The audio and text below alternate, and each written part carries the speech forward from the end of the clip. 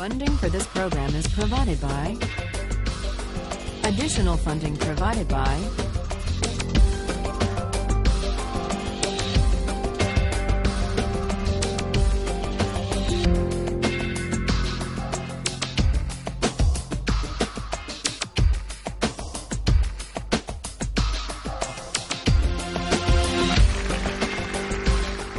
Last time, we argued about the case of the Queen versus Dudley and Stevens, the lifeboat case, the case of cannibalism at sea.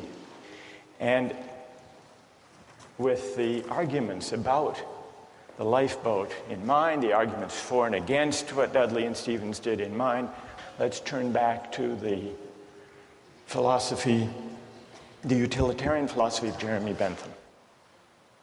Bentham was born in England in 1748. At the age of 12, he went to Oxford. At 15, he went to law school. He was admitted to the bar at age 19, but he never practiced law. Instead, he devoted his life to jurisprudence and moral philosophy. Last time, we began to consider Bentham's version of utilitarianism. The main idea is simply stated, and it's this. The highest principle of morality, whether personal or political morality, is to maximize the general welfare, or the collective happiness, or the overall balance of pleasure over pain. In a phrase, maximize utility. Bentham arrives at this principle by the following line of reasoning. We're all governed by pain and pleasure. They are our sovereign masters, and so any moral system has to take account of them. How best to take account? By maximizing. And this leads to the principle of the greatest good for the greatest number. What exactly should we maximize? Bentham tells us happiness, or more precisely, utility. Maximizing utility is a principle not only for individuals, but also for communities and for legislators. What, after all, is a community? Bentham asks. It's the sum of the individuals who comprise it. And that's why, in deciding the best policy, in deciding what the law should be, in deciding what's just, citizens and legislators should ask themselves the question, if we add up all of the benefits of this policy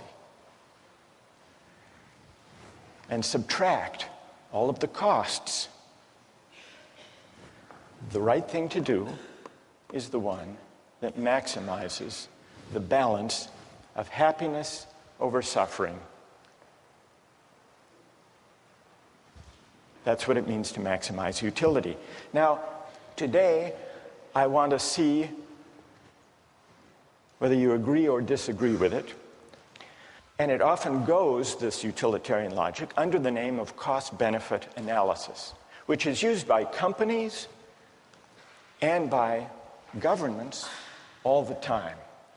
And what it involves is placing a value, usually a dollar value, to stand for utility, on the costs and the benefits of various proposals.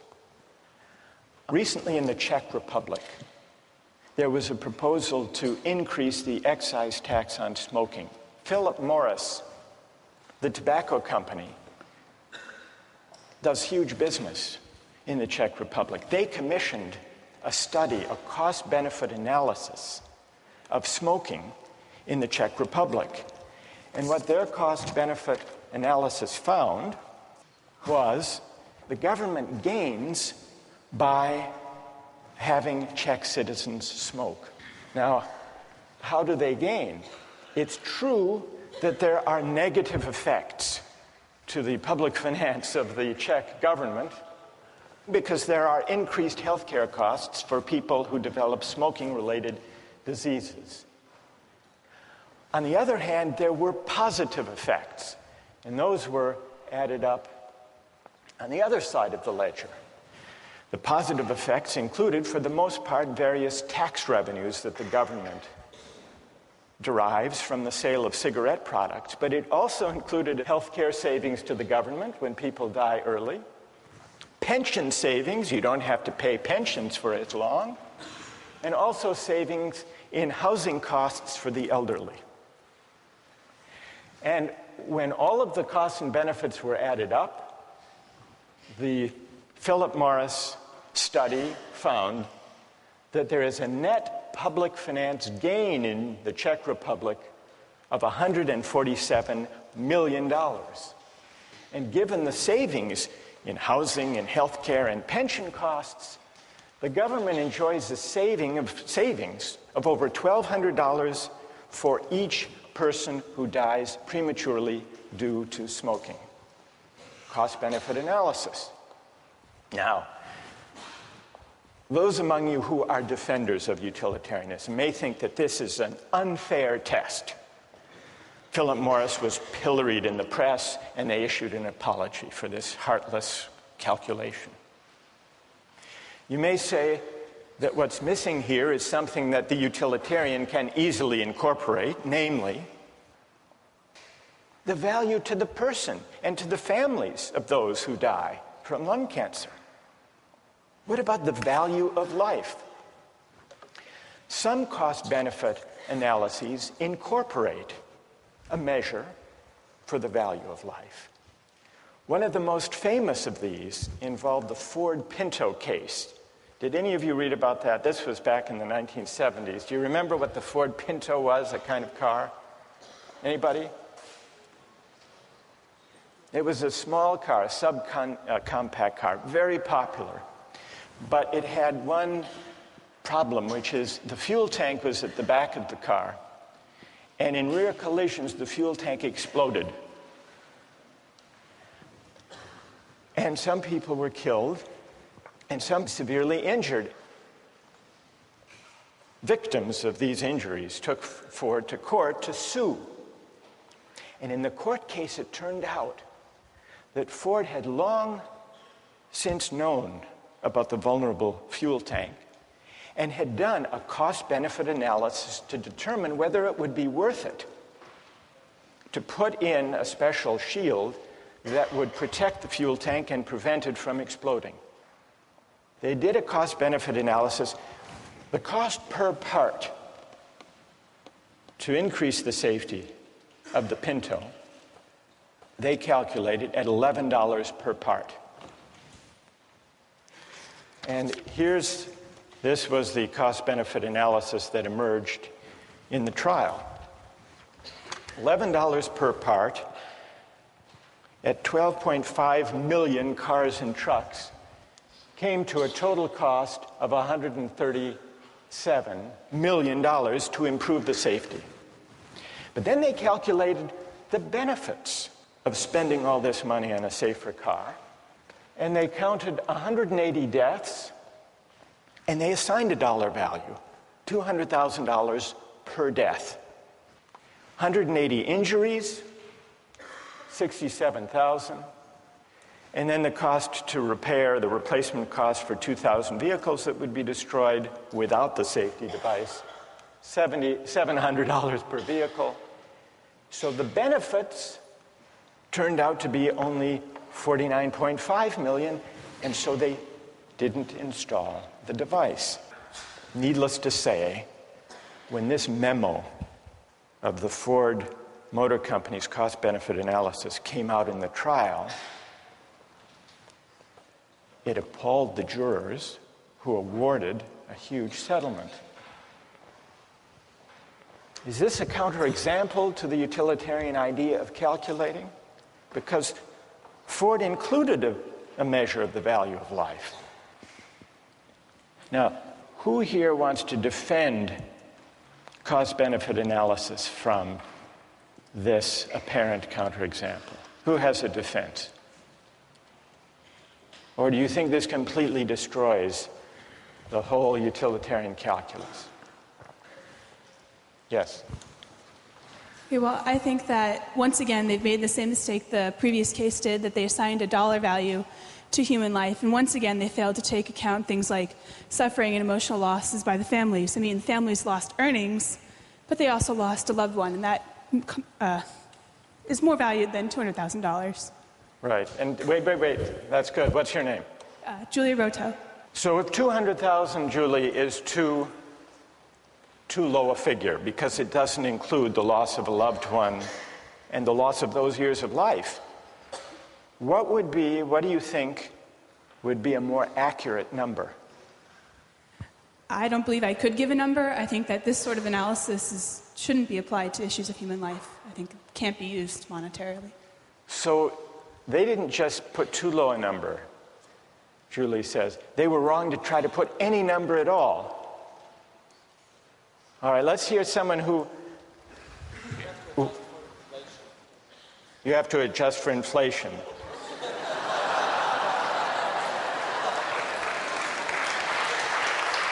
All right, fair enough. So what would the number be now? This was 35 years ago. $2 million. You would put 2 million. And what's your name? Wojtek says, we have to allow for inflation. We should be more generous.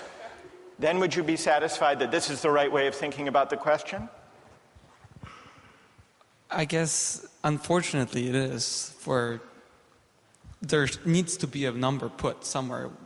Like, I'm not sure what that number would be, but I do agree that there could possibly be a number put on human life. All right, so Wojtek says, and here he disagrees with Julie. Julie says we can't put a number on human life for the purpose of a cost-benefit analysis. Wojtek says we have to, because we have to make decisions somehow. What do other people think about this? Is there anyone prepared to defend cost-benefit analysis here? As accurate, as desirable? Yes? Go ahead. I think that if Ford and other car companies didn't use cost-benefit analysis, they'd eventually go out of business because they wouldn't be able to be profitable, and millions of people wouldn't be able to use their cars to get to jobs, to put food on the table, to feed their children. So I think that if cost-benefit analysis isn't employed, the greater good is sacrificed in this case. All right, what's your name? Raul? Raul. There was recently a study done about cell phone use by drivers when people are driving a car, and there's a debate whether that should be banned. Yeah. And the figure was that some 2,000 people die as a result of accidents each year using cell phones. And yet, the cost-benefit analysis, which was done by the Center for Risk Analysis at Harvard, found that if you look at the benefits of the cell phone use and you put some value on the life, it comes out about the same because of the enormous economic benefit of enabling people to take advantage of their time, not waste time, be able to make deals and talk to friends and so on while they're driving. Doesn't that suggest that it's a mistake to try to put monetary figures on questions of human life? Well, I think that if the great majority of people try to derive maximum utility out of a service like using cell phones and the convenience that cell phones provide, that sacrifice is necessary for satisfaction to occur. You're an outright utilitarian. Yes. Okay. All right, then one last question, Raul. Okay. And I put this to Wojtek. What dollar figure should be put on human life to decide whether to ban the use of cell phones? Well, I don't want to arbitrarily calculate a figure. I mean, right now, I think that... You want to take it under advisement? Yeah, I'll take it under advisement. But what, roughly speaking, would it be? You've got 2,300 deaths. Okay. You've got to assign a dollar value to know whether you want to prevent those deaths by banning the use of cell phones in cars. Okay. So, what would your hunch be? How much? 1 million? 2 million? 2 million was Wojtek's figure. Yeah. Is that about right? Maybe 1 million. 1 million? Yeah. You know, that's good. Thank you. Okay. So these are some of the controversies that arise these days from cost-benefit analysis, especially those that involve placing a dollar value on everything to be added up. Well, now I want to turn to your objections not necessarily to cost-benefit analysis specifically, because that's just one version of the utilitarian logic in practice today, but to the theory as a whole, to the idea that the right thing to do, the just basis for policy and law, is to maximize utility. How many disagree with the utilitarian approach to law and to the common good? How many agree with it? So more agree than disagree. So let's hear from the critics. Yes? My main issue with it is that I feel like you can't say that just because someone's in the minority, what they want and need is less valuable than someone who's in the majority. So I guess I have an issue with the idea that the greatest good for the greatest number is okay, because there's still, what about the people who are in the lesser number? Like, it's not fair to them. They didn't have any say in where they wanted to be. All right, that's an interesting objection. You're worried about the effect on the minority. Yes. What's your name, by the way? Anna. Who has an answer to Anna's worry about the effect on the minority? What do you say to Anna? She said that the minorities value less. I don't think that's the case, because individually the minority's value is just the same as the individual of the majority. It's just that the numbers outweigh the minority. And I mean, at a certain point you have to make a decision, and I'm sorry for the minority, but sometimes it's for the general, for the greater good. For the greater good. Anna, what do you say? What's your name? Yangda. What do you say to Yangda? Yangda says you just have to add up people's preferences, and those in the minority do have their preferences weighed. Can you give an example of the kind of thing you're worried about when you say you're worried about utilitarianism violating the concern or respect due the minority? Okay. Can you give an example? So, well, with any of the cases that we've talked about, like for the shipwreck one, I think the boy who was eaten still had as much of a right to live as the other people, and just because he was the minority in that case, the one who maybe had less of a chance to keep living, that doesn't mean that the others automatically have a right to eat him just because it would give a greater amount of people the chance to live. So there may be certain rights that the minority members have, that the individual has, that shouldn't be traded off for the sake of utility? Yes. Yes, Anna? Yonda, this would be a test for you. Back in ancient Rome, they threw Christians to the lions in the Colosseum for sport. If you think how the utilitarian calculus would go, yes, the Christian thrown to the lion suffers enormous, excruciating pain. But look at the collective ecstasy of the Romans. Yonda. Well, in that time, I don't, in modern day of time, to value to give a number to the happiness given to the people watching, I don't think any policymaker would say the pain of one person, of the suffering of one person is much, in comparison to the happiness gained.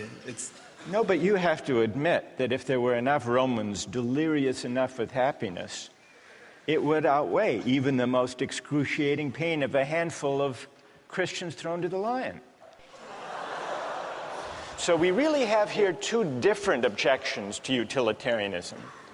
One has to do with whether utilitarianism adequately respects individual rights or minority rights, and the other has to do with the whole idea of aggregating utility or preferences or values is it possible to aggregate all values to translate them into dollar terms?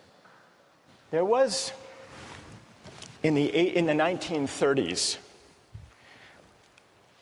a psychologist who tried to address this second question. He tried to prove what utilitarianism assumes, that it is possible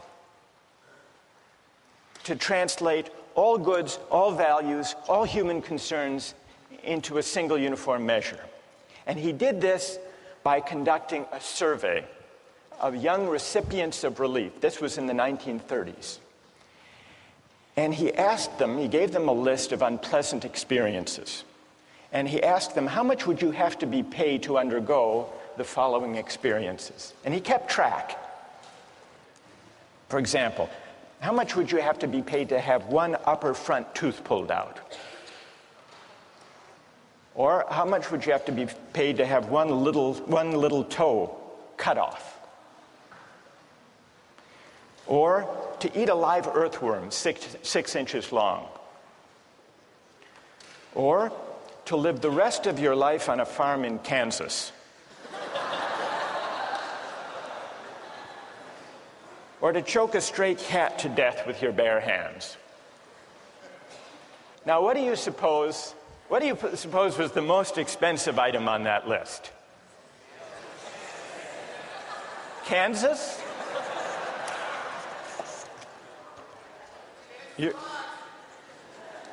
You're right, it was Kansas. For Kansas, people said they'd have to be paid $300,000.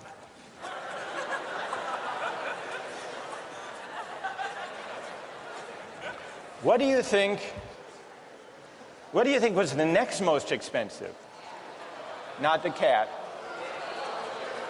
Not the tooth. Not the toe. The worm. People said you'd have to pay them $100,000 to eat the worm. What do you think was the least expensive item? Not the cat. The tooth. During the Depression, people were willing to have their tooth pulled for only $4,500. Now, here's what Thorndike concluded from his study. Any want or satisfaction which exists in some amount and is therefore measurable. The life of a dog or a cat or a chicken consists of appetites, cravings, desires, and their gratifications. So does the life of human beings, though the appetites and desires are more complicated. But what about Thorndike's study? Does it support Bentham's idea that all goods, all values can be captured according to a single uniform measure of value? Or does the preposterous character of those different items on the list suggest the opposite conclusion, that maybe, whether we're talking about life or Kansas or the worm, maybe the things we value and cherish can't be captured according to a single uniform measure of value? And if they can't, what are the consequences for the utilitarian theory of morality? That's a question we'll continue with next time.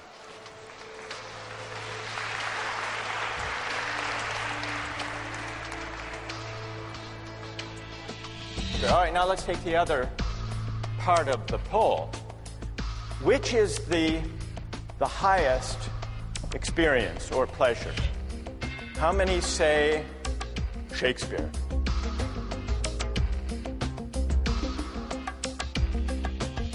How many say Fear Factor? No, you can't be serious. Really?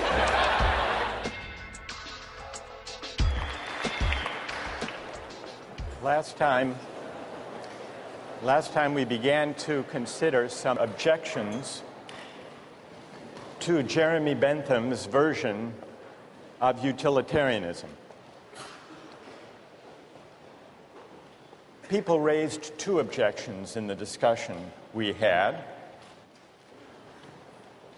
The first was the objection, the claim, that utilitarianism, by concerning itself with the greatest good for the greatest number, fails adequately to respect individual rights. Today we have debates about torture and terrorism. Suppose a suspected terrorist was apprehended on September 10th, and you had reason to believe that the suspect had crucial information about an impending terrorist attack that would kill over 3,000 people, and you couldn't extract the information. Would it be just to torture the suspect to get the information? Or do you say, no, there is a categorical moral duty of respect for individual rights? In a way, we're back to the questions we started with about trolley cars and organ transplants. So that's the first issue. And you remember we considered some examples of cost-benefit analysis.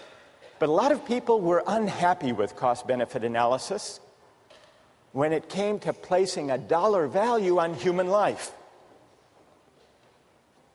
And so that led us to the second objection. It questioned whether it's possible to translate all values into a single uniform measure of value. It asks, in other words, whether all values are commensurable. Let me give you one other example of an experience. This actually is a true story. It comes from personal experience that raises a question, at least, about whether all values can be translated without loss into utilitarian terms. Some years ago, when I was a graduate student, I was at Oxford in England, and they had men's and women's colleges. They weren't yet mixed. And the women's colleges had rules against overnight male guests.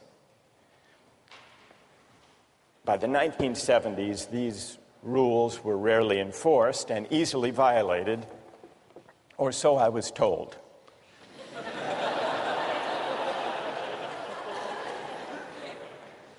By the late 1970s, when I was there, pressure grew to relax these rules, and it became the subject of debate among the faculty at St. Anne's College, which was one of these all-women's colleges.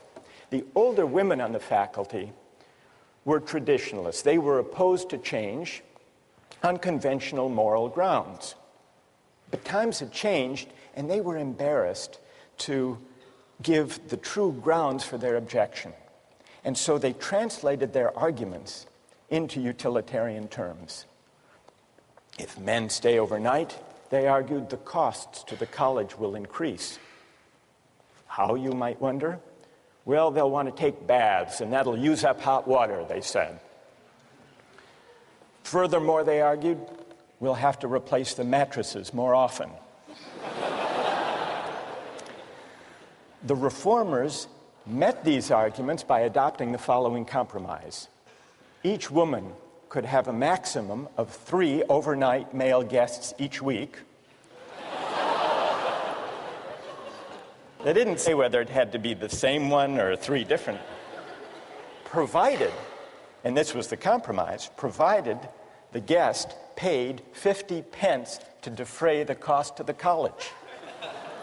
The next day, the national headline in the national newspaper read, St. Anne's girls 50 pence a night.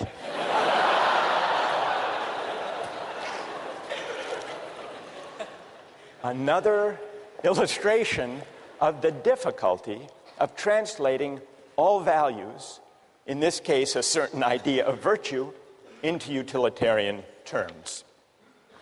So that's all to illustrate the second objection to utilitarianism, at least the part of that objection that questions whether utilitarianism is right to assume that we can assume the uniformity of value, the commensurability of all values, and translate all moral considerations into dollars or money.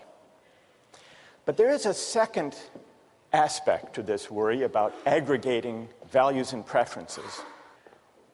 Why should we weigh all preferences that people have without assessing whether they're good preferences or bad preferences?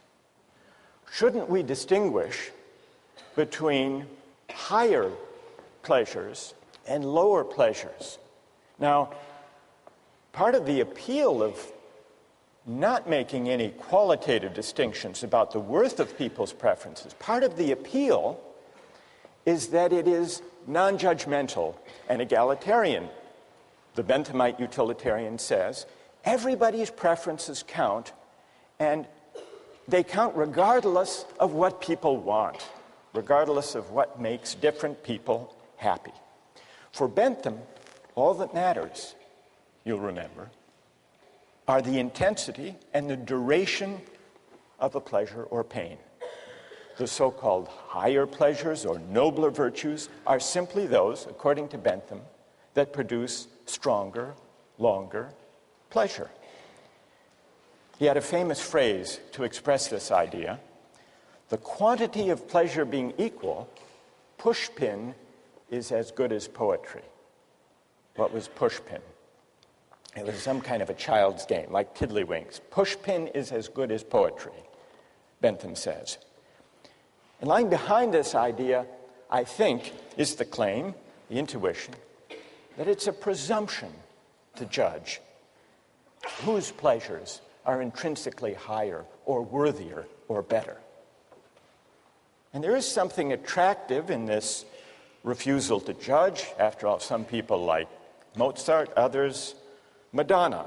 Some people like ballet, others bowling.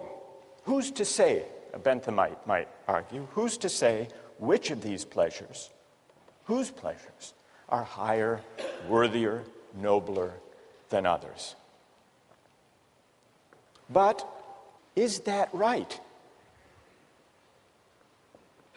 This refusal to make qualitative distinctions. Can we altogether dispense with the idea that certain things we take pleasure in are better or worthier than others? Think back to the case of the Romans in the Colosseum. One thing that troubled people about that practice is that it seemed to violate the rights of the Christian.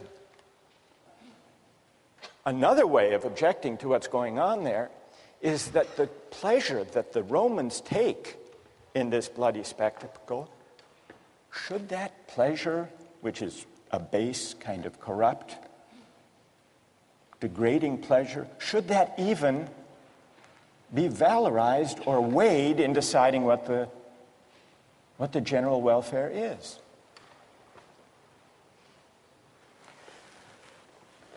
So here are the objections to Bentham's utilitarianism.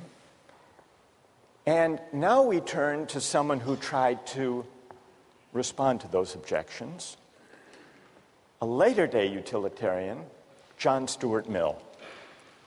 So what we need to examine now is whether John Stuart Mill had a convincing reply to these objections to utilitarianism. John Stuart Mill was born in 1806. His father, James Mill, was a disciple of Bentham's. And James Mill set about giving his son, John Stuart Mill, a model education. He was a child prodigy, John Stuart Mill. He knew Greek at the age of 3, Latin at 8, and age 10, he wrote a history of Roman law. At age 20, he had a nervous breakdown. This left him in a depression for 5 years. But at age 25, what helped lift him out of this depression is that he met Harriet Taylor. she and Mill got married. They lived happily ever after, and it was under her influence that John Stuart Mill tried to humanize utilitarianism. What Mill tried to do was to see whether the utilitarian calculus could be enlarged and modified to accommodate humanitarian concerns like the concern to respect individual rights, and also to address the distinction between higher and lower pleasures. In 1859, Mill wrote a famous book on liberty, the main point of which was the importance of defending individual rights and minority rights. And in 1861, toward the end of his life, he wrote the book we read as part of this course, Utilitarianism. He makes it clear that utility is the only standard of morality, in his view. So he's not challenging Bentham's premise. He's affirming it. He says very explicitly, the sole evidence it is possible to produce that anything is desirable is that people actually do desire it. So he stays with the idea that our de facto, actual, empirical desires are the only basis for moral judgment. But then, on page 8, also in chapter 2, he argues that it is possible for a utilitarian to distinguish higher from lower pleasures. Now, those of you who have read Mill already, how, according to him, is it possible to draw that distinction? How can a utilitarian distinguish qualitatively higher pleasures from lesser ones, base ones, unworthy ones? Yes? If you've tried both of them, and you'll prefer the higher one naturally, always. That's great. That's right. What's your name? John. So, as John points out, Mill says, here's the test. Since we can't step outside actual desires, actual preferences, that would violate utilitarian premises. The only test of whether a pleasure is higher or lower is whether someone who has experienced both would prefer it. And here, in chapter 2, we see the passage where Mill makes the point that John just described. Of two pleasures, if there be one to which all or almost all who have experience of both give a decided preference, irrespective of any feeling of moral obligation to prefer it, in other words, no outside, no independent standard, then that is the more desirable pleasure. What do people think about that argument? Does it succeed? How many think that it does succeed? Of arguing within utilitarian terms for a distinction between higher and lower pleasures. How many think it doesn't succeed? Right, I want to hear your reasons. But before we give the reasons, let's do an experiment of Mill's claim. In order to do this experiment, we're going to look at 3 short excerpts of popular entertainment. The first one is a Hamlet soliloquy. It'll be followed by 2 other experiences. See what you think. What a piece of work is a man. How noble in reason. How infinite in faculties. In form and moving, how express and admirable. In action, how like an angel. In apprehension, how like a god. The beauty of the world. The paragon of animals. And yet to me, what is this quintessence of dust? Man delights not me.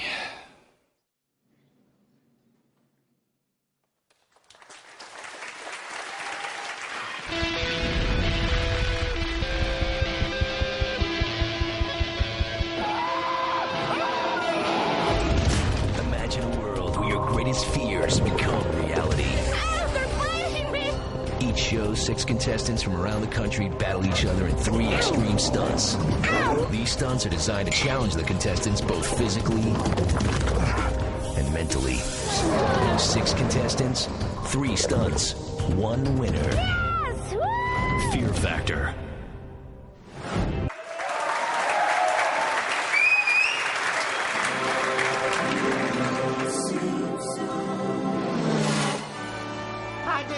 Pedal to the metalophiles. Flanders, since when do you like anything cool? Well, I don't care for the speed, but I can't get enough of that safety gear. Helmets, roll bars, caution flags. I like the fresh air and looking at the poor people in the infield.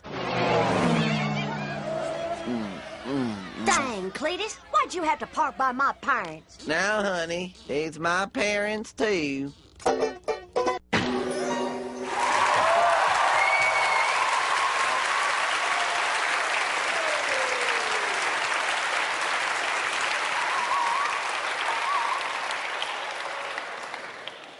I don't even have to ask which one you like most. The Simpsons, how many like The Simpsons most? How many Shakespeare? What about Fear Factor? How many preferred Fear Factor? Really?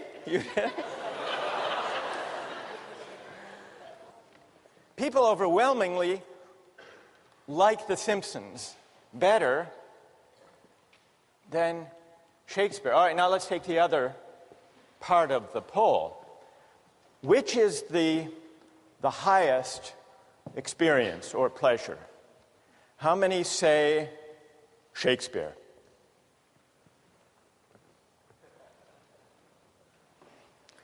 How many say Fear Factor? No, you can't be serious. Really? What? All right, go ahead. You can say. I found that one the most entertaining. I know, but which do you think was the worthiest, the noblest experience? I know you found it the most entertaining. If something is good just because it is pleasurable, what does it matter whether you have sort of an abstract idea of whether it is good by someone else's sense or not? All right, so you come down in the straight Benthamite side. Who's to judge? And why should we judge? Apart from just registering and aggregating de facto preferences. All right, that's fair enough. What's your name? Nate? Okay, fair enough. All right, so how many think The Simpsons is actually, apart from liking it, is actually the higher experience? Higher than Shakespeare. All right, let's see the vote for Shakespeare again. How many think Shakespeare is higher? All right, so why is it? Ideally, I'd like to hear from someone. Is there someone who thinks Shakespeare is highest, but who preferred watching The Simpsons? Yes. Like, I guess just sitting watching The Simpsons, it's entertaining because they make jokes and they make us laugh, but like, someone has to tell us that Shakespeare was this great writer. We had to be taught how to read him, how to understand him. We had to be taught how to kind of take in Rembrandt, how to analyze a painting. Well, what's your name? Anisha. Anisha, when you say someone told you that Shakespeare is better, right, are you accepting it on blind faith? You voted that Shakespeare is higher only because the culture tells you that, or teachers tell you that, or do you actually agree with that yourself? Well, in the sense of Shakespeare, no, but earlier you made an example of Rembrandt. I feel like I would enjoy reading a comic book more than I would enjoy kind of analyzing Rembrandt because someone told me it was great, you know? Right, so some of this seems to be, you're suggesting, a kind of cultural convention and pressure. We're told what books, what works of art are great. Who else? Yes.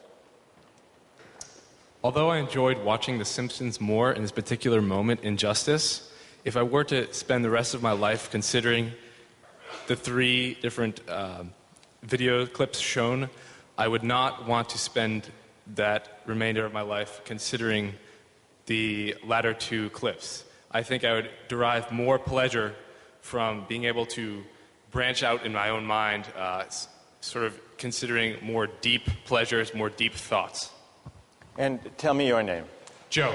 Joe, so if you had to spend the rest of your life on a farm in Kansas with only Shakespeare or the collected episodes of The Simpsons, you would prefer Shakespeare? What do you conclude from that about John Stuart Mill's test? That the test of a higher pleasure is whether people who have experienced both prefer it. Can I cite another example briefly? Yeah? In neurobiology last year, we were told of a rat who was tested a particular center in the brain where the rat was able to stimulate its brain and cause itself intense pleasure repeatedly. The rat did not eat or drink until it died. So the rat was clearly experiencing intense pleasure. Now, if you ask me right now if I would rather experience intense pleasure or have a full lifetime of higher pleasure, I would consider intense pleasure to be low pleasure. I would right now enjoy intense pleasure.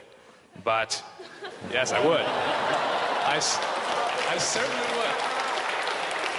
But over a lifetime, I would think almost a complete majority here would agree that they would rather be a human with higher pleasure than be that rat with intense pleasure for a momentary period of time. So, now, in answer to your question, right. I think this proves that, or I won't say proves, I think the conclusion is that Mill's theory that when a majority of people are asked what they would rather do, they will answer that they would rather engage in a higher pleasure. So you think that this supports Mill? You think Mill is onto something here? I do.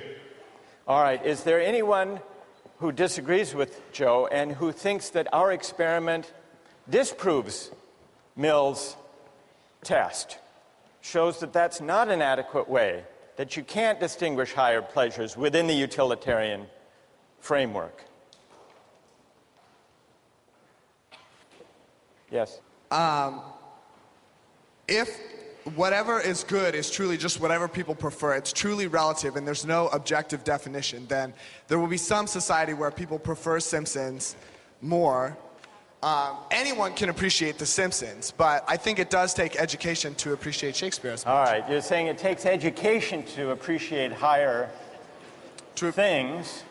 Mill's point is that the higher pleasures do require cultivation and appreciation and education. He doesn't dispute that. But once having been cultivated and educated, people will not only see the difference between higher and lower pleasures, but will actually prefer the higher to the lower. You find this famous passage from John Stuart Mill: "It is better to be a human being dissatisfied than a pig satisfied. Better to be Socrates dissatisfied than a fool satisfied. And if the fool or the pig are of a different opinion, it is because they only know their side of the question." So here you have an attempt to distinguish higher from lower pleasures. So going to an art museum or being a couch potato and swilling beer watching television at home. Sometimes, Mill agrees, we might succumb to the temptation to do the latter, to be couch potatoes. But even when we do that out of indolence and sloth, we know that the pleasure we get gazing at Rembrandts in the museum is actually higher, because we've experienced both. And it is a higher pleasure gazing at Rembrandts because it engages our higher human faculties. What about Mill's attempt to reply to the objection about individual rights? In a way, he uses the same kind of argument. And this comes out in chapter 5. He says, I dispute the pretensions of any theory which sets up an imaginary standard of justice not grounded on utility, but still he considers justice grounded on utility to be what he calls the chief part and incomparably the most sacred and binding part of all morality. So justice is higher. Individual rights are privileged, but not for reasons that depart from utilitarian assumptions. Justice is a name for certain moral requirements, which, regarded collectively, stand higher in the scale of social utility and are therefore of more paramount obligation than any others. So justice is sacred, it's prior, it's privileged, it isn't something that can easily be traded off against lesser things. But the reason is ultimately, Mill claims, a utilitarian reason once you consider the long-run interests of humankind, of all of us as progressive beings. If we do justice and if we respect rights, society as a whole will be better off in the long run. Well, is that convincing? Or is Mill actually, without admitting it, stepping outside utilitarian considerations in arguing for qualitatively higher pleasures and for sacred or specially important individual rights? We haven't fully answered that question, because to answer that question in the case of rights and justice will require that we explore other ways, non-utilitarian ways of accounting for the basis of rights, and then asking whether they succeed.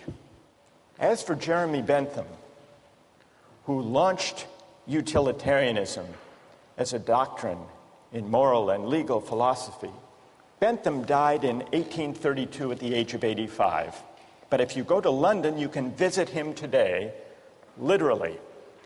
He provided in his will that his body be preserved, embalmed, and displayed in the University of London, where he still presides in a glass case with a wax head, dressed in his actual clothing. You see, before he died, Bentham addressed himself to a question consistent with his philosophy. Of what use could a dead man be to the living? One use, he said, would be to make one's corpse available to the study of anatomy. In the case of great philosophers, however, better yet, to preserve one's physical presence in order to inspire future generations of thinkers. You want to see what Bentham looks like? Stuffed? Here's what he looks like. There he is. Now, if you look closely, you will notice that the embalming of his actual head was not a success. So they substituted a waxed head, and at the bottom, for verisimilitude, you can actually see his actual head on a plate. You see it? Right there.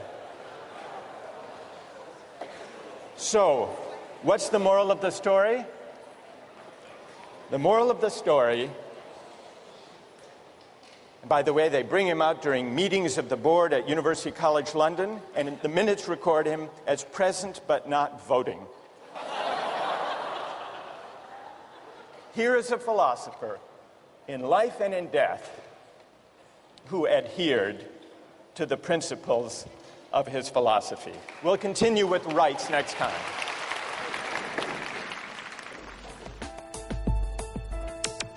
Don't miss the chance to interact online with other viewers of Justice. Join the conversation, take a pop quiz, watch lectures you've missed, and learn a lot more. Visit justiceharvard.org. It's the right thing to do.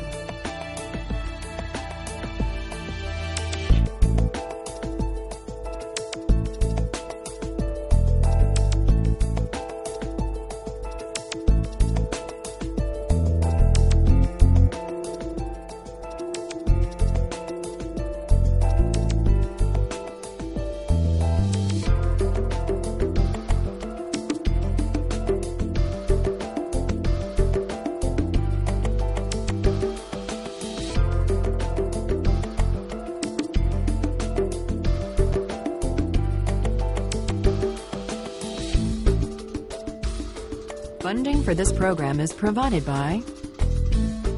Additional funding provided by